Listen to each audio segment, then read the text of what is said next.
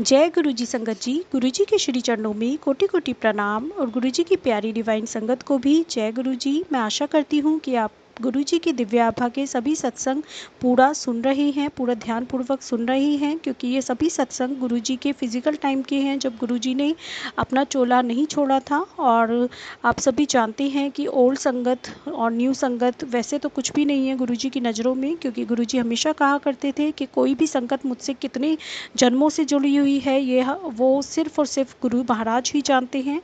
परंतु जिन संगत को ने गुरु जी को फिजिकल टाइम में अपने फिजिकल रूप में फिजिकल चोले में देखा है उनको हम ओल्ड संगत कहते हैं, और जिन्होंने नहीं देख पाए हैं उन्हें हम न्यू संगत कहते हैं, जिनमें से मैं भी शामिल हूँ। पर ये गुरु जी की कृपा है, गुरु जी का की ब्लेसिंग्स हैं कि गुरु जी ने हमें अपनी चरण शरण में रखा और हमें अपने एहसास होने का, अपने होने का हमेशा हमेशा अपना एहसास दिलाया। ये फीलिंग वर्ड्स में नहीं बताई जा सकती है, it can only feel by us. So इसी विनती के साथ कि गुरुजी हमेशा हमेशा हमारे साथ रहें, हमेशा हमें अपने श्री चरणों से जोड़े रखें। और जाने अनजाने में हम बहुत बहुत गलतियां करते हैं, बहुत ज़्यादा लोगों का और अपने नियर एंड डियर वंस का भी बहुत ज़्यादा दिल दुखाते हैं, तो उन सब के लिए माफ़ कर दीजिएगा गुरुजी। इसी विनती के साथ मैं सत्संग स्टार्ट करती हूँ। सत्संग 85 गुरुजी के दिव्य मंत्र के साथ। ओम नमः शिवाय, शिवजी सदा सहाय। ओम नमः शिवाय, गुरुजी सदा सहाय। ये सत्संग संतोख सिंह जी का है, चंडीगढ़ से। महापुरुषों के चरणों में मुझे गुरुजी के प्रथम दर्शन दिसंबर 1995 में हुए, जब मैं अपने एक घनिष्ठ मित्र श्री राजपूत के पुत्र के विवाह पर आयोजित स्वागत समारोह भोज पर गया था। मुझे और मेरे परिवार को जालंधर, पंचकुला, चंडीगढ़ और दिल्ली में गुरुजी के दर्शनों का सौभाग्य प्राप्त होता रहा है। 2006 में दिल्ली में उनके दर्शन हमें 2 साल के बाद हुए। इस अवधि में हम उनके आदेश के अनुसार उनके पास नहीं गए थे। गुरुजी के साथ हमारे वर्षों के अनुभव से मैं कह सकता हूँ कि वह हमारे युग के सच्चे महापुरुष हैं। अमृत के स्तोत्र। घटना 1994 की है, जब गुरुजी चंडीगढ़ में थे। मेरी पत्नी, मेरी पुत्रवधू और मैं उनके दर्शानुपरांत घर के लिए निकल ही रहे थे कि हमें वापस बुलाकर उनके कक्ष में ले जाया गया। गुरुजी ने कहा कि वह हमें आशीर्वाद देंगे। उन्होंने हमें अपना मस्तक, वक्षस्थल और कंधों के पीछे सूंघने के लिए कहा। हमें ऐसी सुगंध प्राप्त हुई जो पहले कभी नहीं मिली थी। ऐसा प्रतीत हो रहा था कि उनके भौतिक शरीर के यह स्थल दिव्य अमृत के अनंत स्तोत्र हैं। जय गुरु जी। अनंतम अनंतम शुक्राना गुरु जी। औषधि बिना उपचार। उसी वर्ष मेरे दोनों टखनों में अत्यंत पीड़ा होने लगी। दर्दनाशक औषधियाँ लेकर मैं पंचकुला में अपने पारिवारिक चिकित्सक के पास गया। परीक्षण में पता लगा कि मेरे हीमोग्लोबिन का स्तर 13 से 13 टू 14.1 से गिरकर मात्र 7.2 रह गया था। टखनों की वेदना को भूलकर उन्होंने इस पर ध्यान देने का परामर्श दिया। चिंतित सेक्टर 34 में स्थित सिटी चिकित्सालय और पीजीआई में दिखाया, किंतु कोई लाभ नहीं हुआ। तो मैं दिल्ली के साउथ एक्सटेंशन क्षेत्र में स्थित एक हीमोग्लोबिन विशेषज्ञ के पास गया। उन्होंने अनेक परीक्षण करवाए और पता लगा कि मेरा ESR 105 था, जो अत्यधिक उच्च माना जाता है। उनके विचार से मेरा निम्न हीमोग्लोबिन का संबंध अस्थियों से था। कोई अन्य विपरीत लक्षणों के अभाव में वह मुझे एक चिकित्सालय लेकर गए, जहां पर अस्थि मज्जा का परीक्षण होना था। जब हमें पता लगा कि यह रक्त कैंसर के लिए है, हम भौचक्के रह गए। उस शनिवार के दिन मेरे शरीर से 20 से अधिक नमूने एकत्रित किए गए। परिणाम सोमवार की संध्या को पता लगने थे। मैं भयभीत था और मैंने चंडीगढ़ में अपने पुत्र को गुरुजी से मिलकर उनको स्थिति से अवगत कराने और मेरे जीवन के लिए प्रार्थना करने को कहा। आदरणीय गुरुजी ने मेरी पुकार सुनी और कहलवाया कि सब परिणाम अनुकूल आएंगे। उन 2 दिनों में हम अत्यंत चिंतित रहे।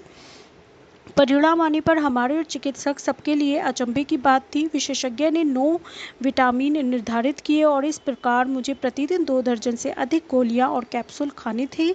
अगले दिन मैंने चंडीगढ़ में गुरुजी की संगत में उनको विस्तार में बताया। गुरुजी महाराज ने मुझे सब औषधियाँ छोड़कर प्रतिदिन 1 ग्लास अनार का रस और भ्रमण करने के लिए कहा। मैंने अनेक मैंने उनके निर्देशों का अक्षरशः पालन किया, किंतु दिल्ली में एक विशेषज्ञ को कुछ नहीं बताया। 1 माह के बाद जब मैं उस विशेषज्ञ के पास दिल्ली गया तो मेरी स्थिति में अत्यंत सुधार था। उन्होंने औषधियों की मात्रा आधी कर दी। अगले मास जब और सुधार दिखलाई दिया तो औषधियाँ कम से कम कर दी गई। गुरुजी को जब इतने सुधार के बारे में बतलाया गया तो उन्होंने अनार का रस बंद करने को, जीवन में आनंदित रहने और जब इच्छा हो विस्की पीने को कहा।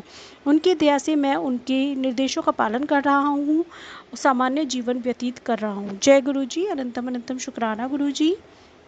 मुख्य अभियंता के पद पर मैं पंजाब सिंचाई विभाग से प्रबंध अभियंता के पद से 1992 में सेवानिवृत्त हुआ था। अपने सेवाकाल में मैं 1964 से 1968 तक फाजिल्का में SDO रहा था। फाजिल्का की पाकिस्तान सीमा से सीधी दूरी केवल 4 किलोमीटर है। सितंबर 1965 में जब पाकिस्तान ने भारत पर आक्रमण किया था, नागरिकों में हलचल मच गई थी। प्रशासक होने के कारण मेरे कंधों पर बहुत उत्तरदायित्व था। महिलाओं और बच्चों को मलहोत के निकट भेजना था। कार्य शीघ्रता से किया गया था। उस अवधि में मैंने सेना के साथ भी कार्य किया और उनके साथ भूमि में खुदे हुए उनके बंकरों में भी रहा, क्योंकि शहर पर सीमा पार से बमबारी हो रही थी। सैन्य अधिकारी होते हुए यह मेरे कार्य क्षेत्र में नहीं आता था, किंतु मैंने ऐसे संकट भरे वातावरण में कार्य किया था। ऐसी सेवाओं के लिए पंजाब सरकार और रक्षा विभाग से मुझे प्रशंसा पत्र और समय पूर्व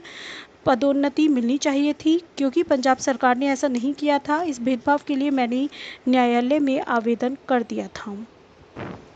जब से मैं गुरुजी से मिला था, वह मुझे सदा मुख्य अभियंता कहकर संबोधित करते थे। मैंने उनको बताया कि मैं प्रबंध अभियंता के पद से सेवानिवृत्त हुआ हूं, पर उन्होंने कहा कि मुझे शीघ्र ही मुख्य अभियंता की पदोन्नति प्राप्त होगी। कालांतर में न्यायालय ने मुझे समस्त सेवा संबंधी सुविधाएं दी और गुरुजी के कथन के अनुसार पंजाब सरकार ने 2004 में विशेष अधिसूचना निकालकर मुझे मुख्य अभियंता का पद प्रदान किया।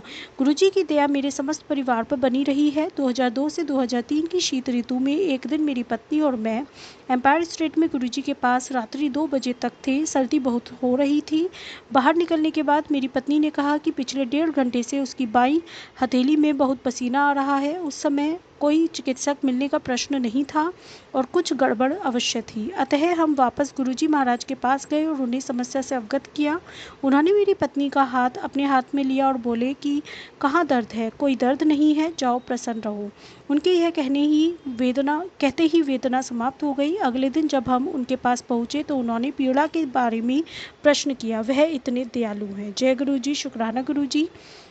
इस भौतिक और माया मोह के संसार में एक सच्चे महापुरुष का दिव्य आश्रय प्राप्त करना अत्यंत कठिन है। संतों के विस्तृत परिवार में एक को दूसरे से भिन्न करने वाले नियम तभी पता लग सकते हैं जब हम एक ऐसे संत के पास पहुँचें जिसके समान कोई और न हो और वह ईश्वर के वास्तविक संदेश मानवता में फैला रहा हो। दूसरों के जैसे उसे धन और अन्य भौतिक वस्तुओं में कोई रुचि न हो। वह अपनी असीमित शक्तियों का प्रयोग मानवता के कष्ट और चिंताओं को नष्ट करने में लगाए। श्री गुरुजी महाराज ब्रह्मज्ञानी हैं, जो इस नश्वर संसार में भटके मनुष्यों को सही राह दिखाने और मोक्ष प्राप्ति के सही मार्ग बताने आए हैं। हम भाग्यवान हैं कि हमने उनके बारे में सुना, उनसे मिलने का अवसर प्राप्त हुआ और उनकी कृपा से ही उनमें आस्था है। यद्यपि वह मनुष्य रूप में आए हैं, वह मनुष्य नहीं है, वह तो गुरु नानक और शंकर का अवतार है। जय गुरु जी। अनंतम अनंतम शुक्राना गुरु जी। ये प्यारा सा सत्संग संतोष सिंह अंकल का है, चंडीगढ़ से। प्यारे गुरु जी और प्यारी संगत जी, अगर सत्संग पढ़ने में मुझसे कोई भी गलती हुई हो तो प्लीज़ मुझे क्षमा कर दीजिएगा। जय गुरु जी। शुक्राना गुरु जी। ओम नमः शिवाय। शिव जी सदा सहाय। ओम नमः शिवाय। गुरु जी सदा सहाय।